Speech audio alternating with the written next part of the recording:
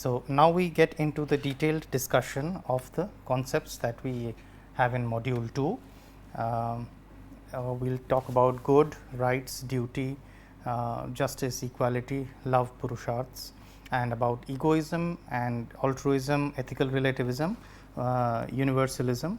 We have had, I will choose a text that we need to study and understand altruism and egoism in respect to that particular text.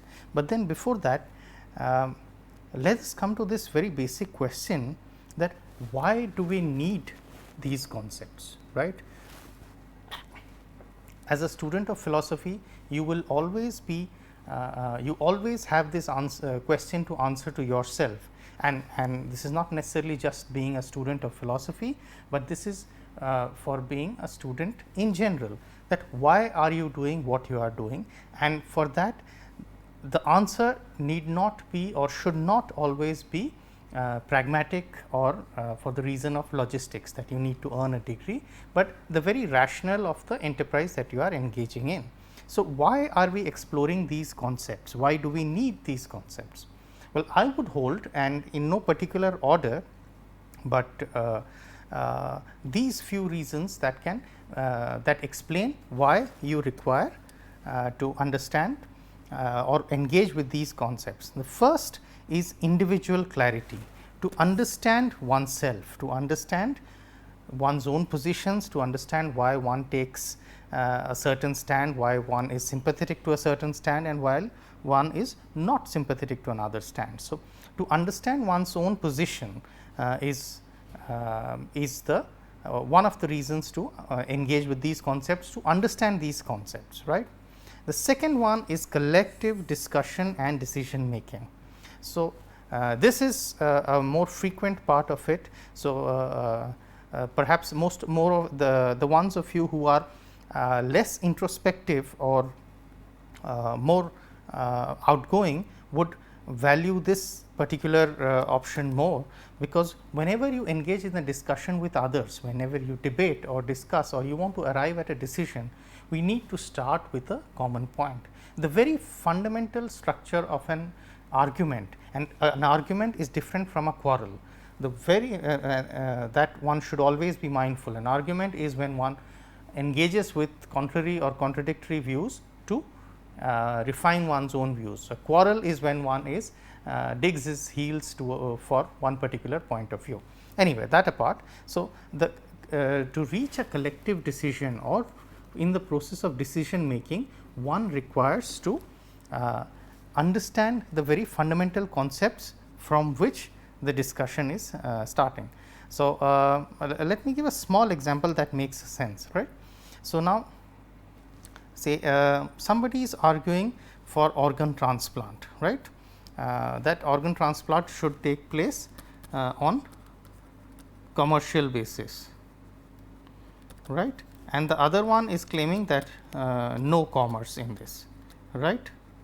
So, now here to understand the notion of commerce or commodification is crucial to understand the opposition between these two groups. Let us call them group A and group B.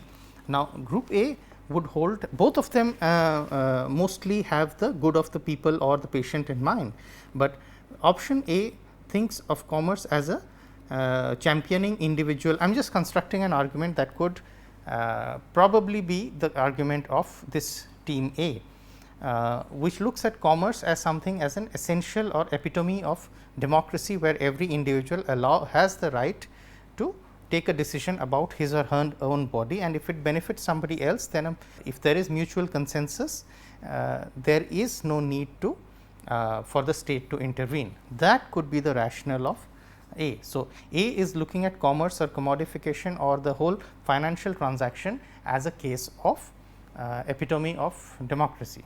Now, the one who is looking at or who is denying commerce in the case of organ transplantation, right. So, OT is organ transplantation.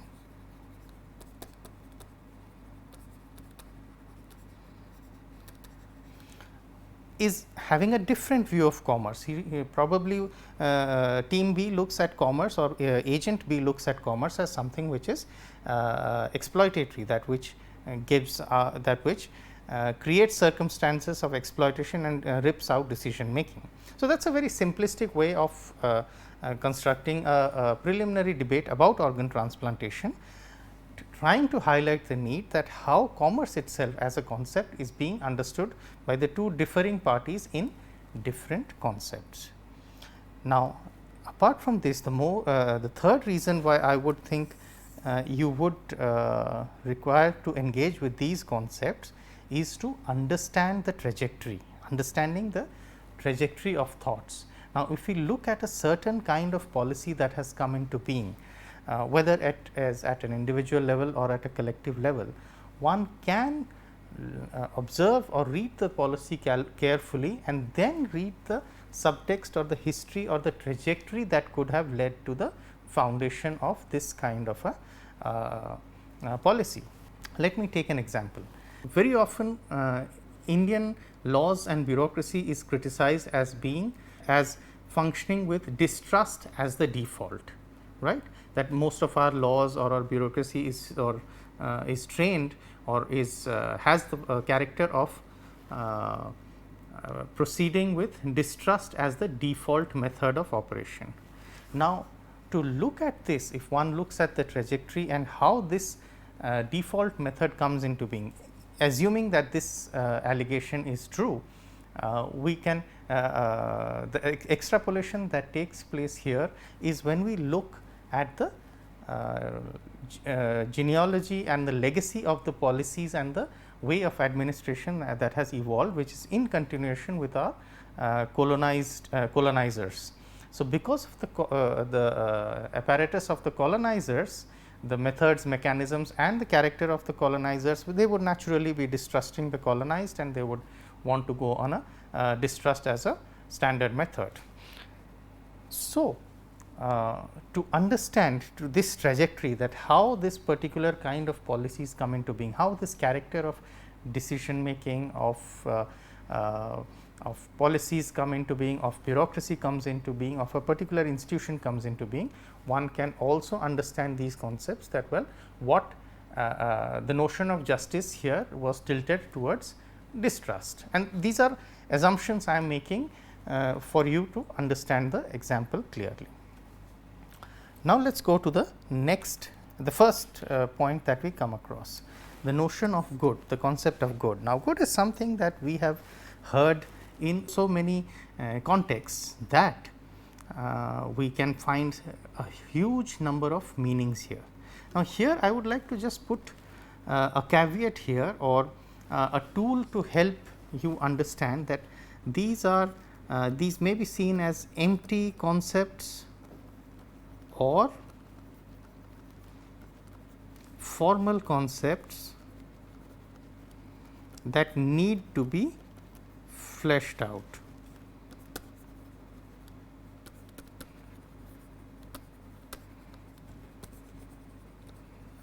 Fleshed out or given content, right. Now, why do I say this? Now, if you look at all these preliminary concepts that you must be aware of, because these are terms of speech in general. So, when we look at happiness, pleasant or wherever we have used the term good, we have difficulty in defining it, as we discussed in the introductory lecture. So, I am helping you, or I am proposing that you look at these concepts as empty concepts or formal concepts. So, the nature of good or what is good will be defined by the existing paradigm, will be defined by the individual, will be defined by the institution, but will be defined by the country, by the nation, by the constitution, by the government. So, to look at good as something fixed and uniform is probably making a miss. So, the most abstract terms that we come across, freedom, liberty, equality, justice, good, are all terms which are abstract. So, they have the scope to be fleshed out, to be defined, to be given content depending on the paradigm that they belong to. What does this mean? That the good of a nation or the good of a policy, the good of an individual is defined by the individual. So, a community defines its own good, and that becomes the good in that particular paradigm. And this is where you see the ambiguity or the differences that come across when we define this particular concept. We look at a good can mean happiness, that well, anything that promotes happiness is good, but does anything that promote happiness make it good? That is a question we will not tackle now, but if you are interested, this is a hint to look at G. E. Moore's essay on the naturalistic fallacy. If you just look up these terms, if this interests you, then you can go further on the analysis of the notion of good, but for the moment that is not required. Anything that is pleasant is good, but anything that is good, does it have to be pleasant? Not necessarily, right. So, pleasure in a certain paradigm, typically the hedonist paradigm defined pleasure as the good. That means, that is something desirable, that is something to which one should be heading to. So, if we look at the hedonist paradigm, pleasure is good, then there is some things that are morally good, right. So, here comes the notions of morality, that good as something which is substantive or good in itself. Then there is functionally good, we talked about the good knife, the good instrument. So, something that is good in its function. Then there is something aesthetically good, that means typically what we understand as beauty.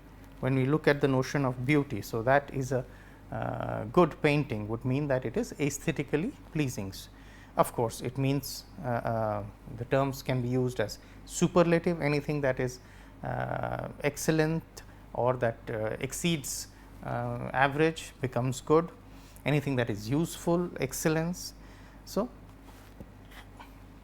this can be the various renditions of the notion of good.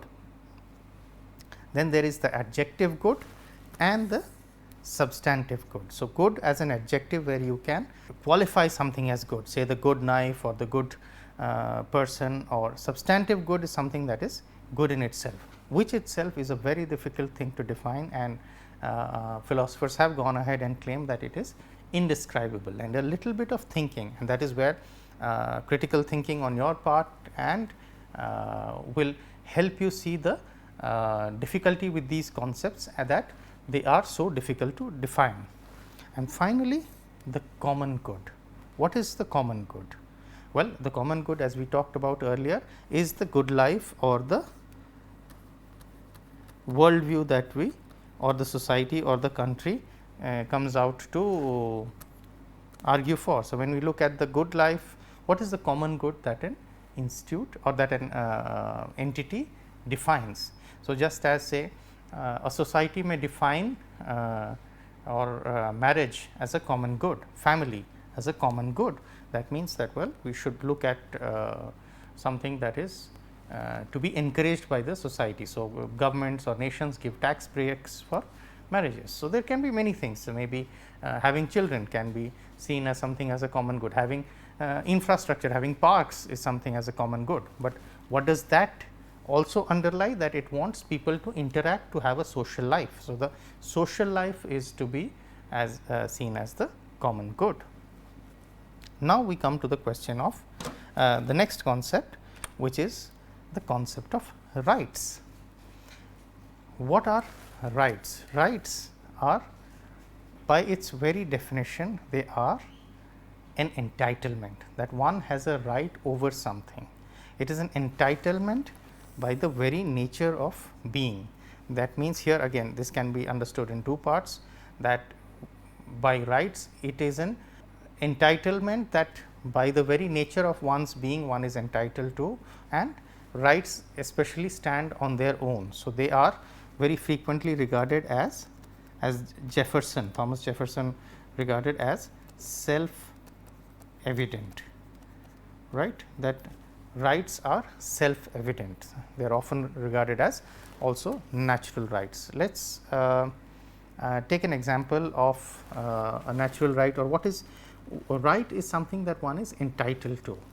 So, and entitled to not because of human rights or natural rights typically are entitled by the nature of our being. So, being a human person, we are entitled to certain things. We are entitled to, let us say, if we take the Universal Declaration of Human Rights or UDHR, we are entitled to a defense and a trial before we are convicted, or we are a judgment is passed upon us, or a judgment is passed upon a allegation, a criminal allegation. So, one has the right to defend oneself in a court of law before a punishment is announced or a judgment call is taken, right.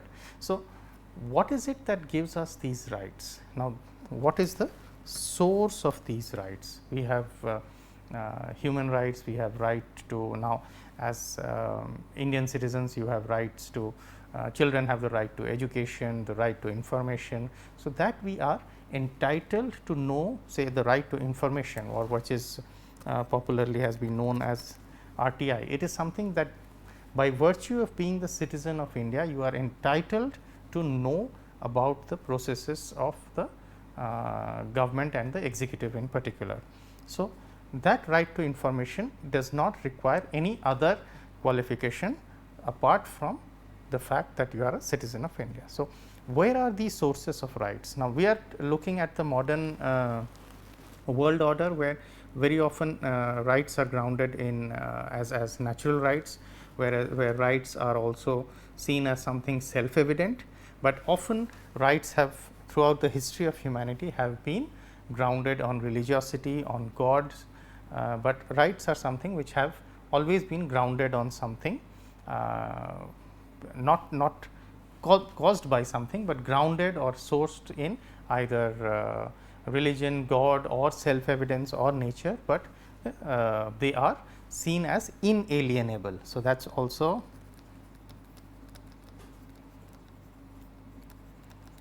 something which, irrespective, as long as you are a being that qualifies you for that right, it is inalienable to you.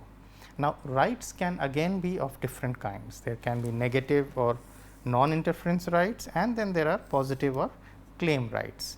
So, negative rights are, say,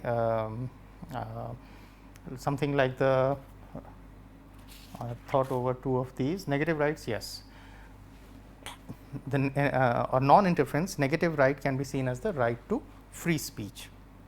So, when we look at the right to free speech,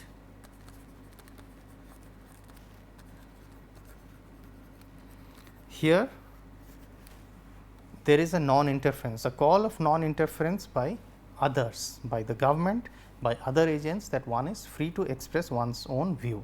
So, there is a right to free speech. This is called a negative right, or there is a call for non-interference. In contrast, positive rights are something called claim rights. So, if you look at the right to education for children, is something that is a claim that needs to be provided by the state in the Indian milieu for as a right to education. So, the idea of introducing you to this little schema of understanding rights is only for you to understand that how rights can also be a deep concept, which though colloquially very frequently used, is not necessarily as simple as we colloquially understand it, as we understand it in a day to day use fashion. So, when we look at rights, we look at them when we look deeper, we can find many more nuances to it, and that is true of as many concepts. So, the universality or the Universal Declaration of Human Rights. So, UDHR is or the Universal Declaration of Human Rights has been often given as a textbook example of the universality of rights, right. These were rights, and I recommend you to go and check up the site of the Universal Declaration of Human Rights and read the rights that are listed there. This is typically a post Second World War phenomena, and where several rights were formulated as something which is to be part of every individual being without ever without being inalienable. The critiques of UDHR, and we must pay a quick visit to that particular point of view, that UDHR critics have always thought or have proposed that the UDHR is mostly a Western notion of rights which is being imposed on the rest of the world, whereas UDHR is thoroughly Western in its origin, and whereas these do not find echo in the culture or civilization of the other non-Western civilizations. I leave you to think over this debate, although this debate has been explored threadbare, and it still holds as the Universal Declaration of Human Rights. Now, let me come to the next notion that we talk about is the notion of duty. Now, duty is something, well, it follows rights. Rights entail duties. One's right to X holds only when it is someone else's duty to provide X. That is a simple logic to rights and duties, because rights do not exist in vacuum. Rights exist and thereby entail duties, and because there are duties, therefore, rights remain.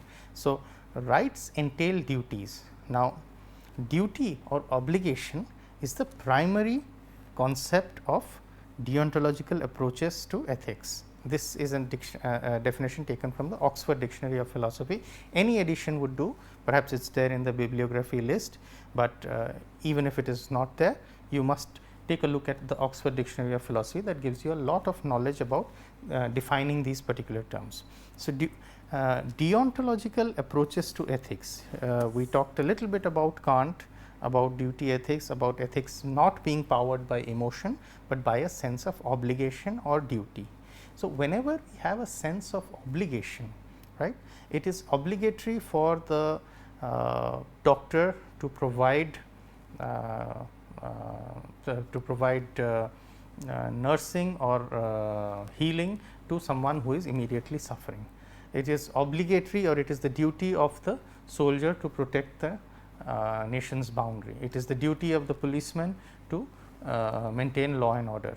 So, these duties are something again intrinsically powered, right.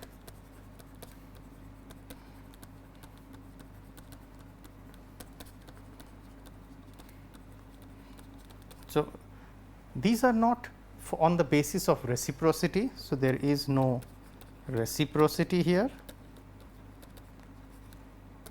there is no consequentiality here, right. So, to understand a notion, to concept, you must also place it to what it is not, and that will give you a better understanding of what the concept is.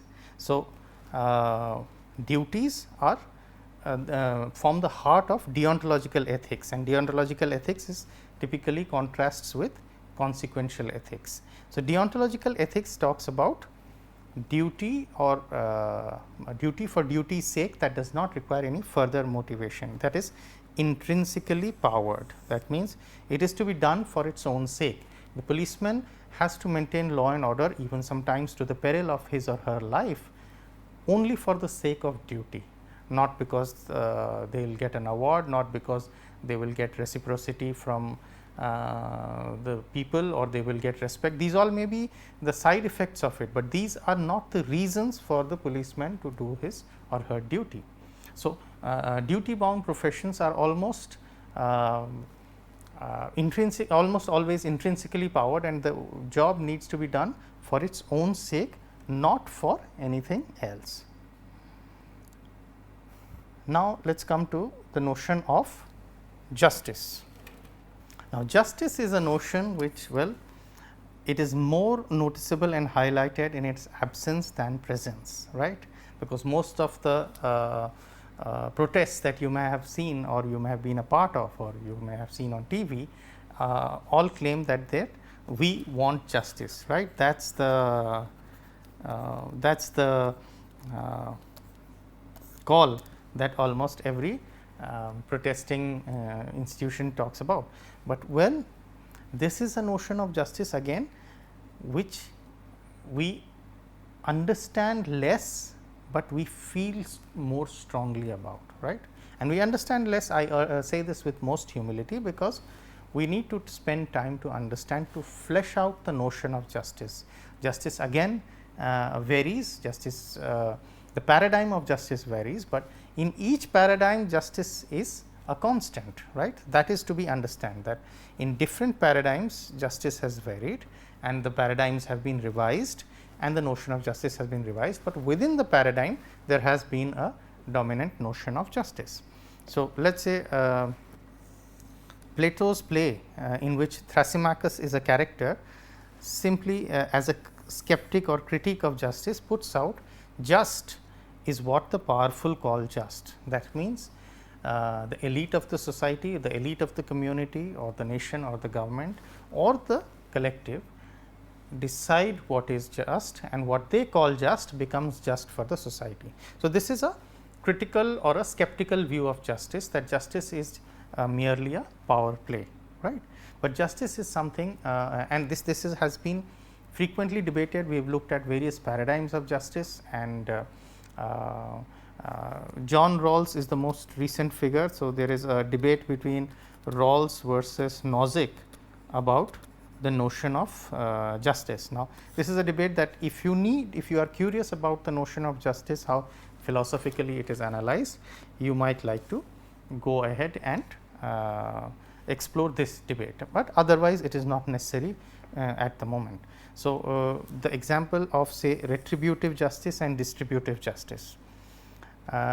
Distributive justice is when there is demand. How do we ration limited benefits amongst a much higher demand? So, what is the basis of distribution of any limited resource across different demand, different institutions or individuals? So, distributive justice is about distribution. Retributive justice is about retribution, as you know, would mean revenge.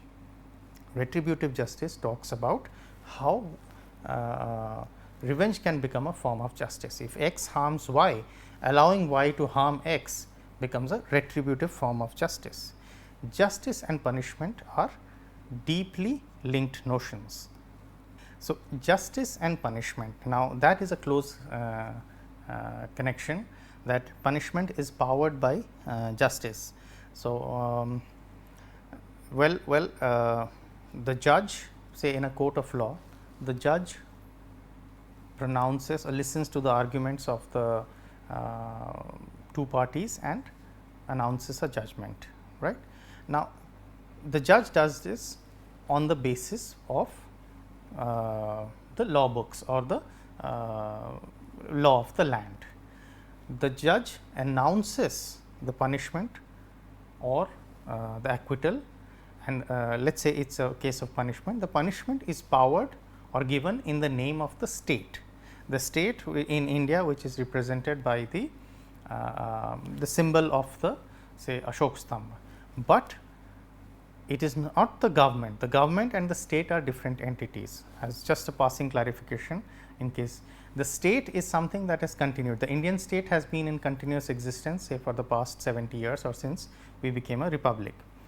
The Indian governments have been kept on changing. So, to look at it this way, the state is a vehicle which is driven by different drivers, which are governments. So, as the elections throw up a new winner, that government drives the state. So, the state has certain defining characters which cannot be changed by the government. But anyway, that is a little bit of political philosophy, but justice, equality, these are notions where the notion of ethics fuse into the notion of political philosophy and political ideology, right.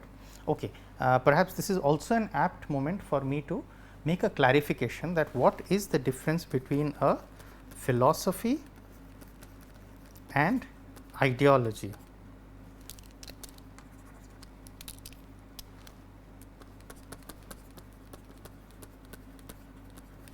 Now, philosophy is eternally revisable, right. So, if there is a better option on the basis of rationality, that claim can be revised.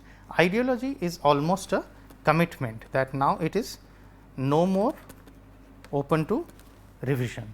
So, when we look at justice and the nature of revisability of justice, it is as a philosophy, as political philosophy, as moral philosophy fusing into political philosophy.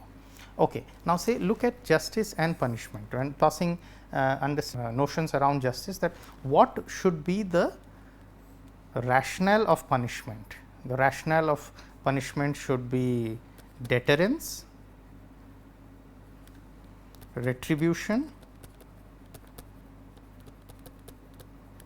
or reform, or a combination of these three. Now, this is a classic case of how does justice matter, how does our understanding of justice make a difference. It makes a difference to how we conceptualize the notion of punishment, of legal punishment.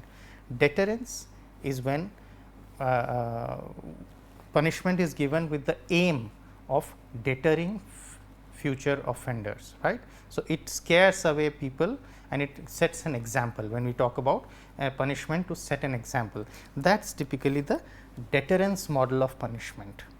Retribution model of punishment is the concept that looks at revenge, that a certain loss has been inflicted, maybe equivalent or a little more has to be inflicted on the person who has inflicted the punishment, right. Reform is looking at erroneous or criminal behavior as something which needs attention and treatment. So, when we look at justice or punishment as reform, we are looking at the philosophy of giving a punishment to reform people. So, now if you see juvenile prisons, reform centers. So, prisons are now slowly being formed into reformation centers, that to change the way we are looking at the criminals, not as somebody who deserves punishment as retribution or deterrence for others, but rather somebody who can be reformed and reintegrated into the society. Now, the next notion that we talk about is equality. Now, equality is again similar to justice.